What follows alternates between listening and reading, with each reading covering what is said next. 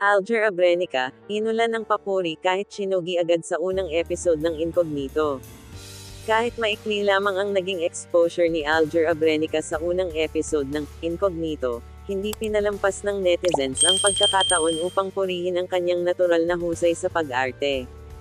Marami ang pumuri sa kanyang mixing paglabas sa Incognito kaya't hindi nila maitago ang panghihinayang.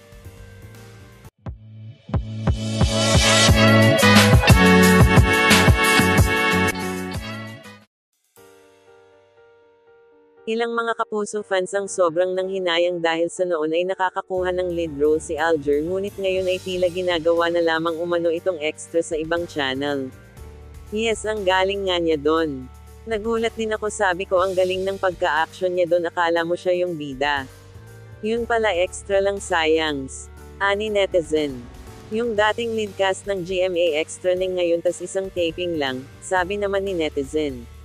Ngunit may ilang netizen naman ang nagsabi na maaring choice ito ni Alger lalo na tumatakbo itong konsehal.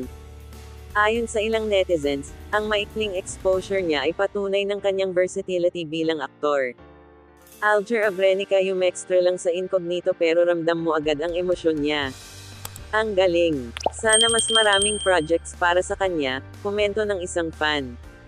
Dahil sa husay na ipinakita niya kahit sa limitadong screen time, marami sa netizens ang nananawagan na bumalik si Alger bilang isang leading man. Anila, sayang ang talento ni Alger kung mananatili na lamang siya sa mga supporting roles o extra appearances. Deserve ni Alger na maging leading man ulit. Ang husay ng delivery niya kahit ilang segundo lang ang eksena, sabi ng isang netizen. May ilan din ang nagsabi na ang kanyang performance sa Incognito ay nagpapaalala kung bakit naging malaking pangalan siya noon sa showbiz. Napaka-underrated ni Alger. Sana mas bigyan siya ng oportunidad sa mas malalaking roles, dagdag pa ng isa pang tagahanga.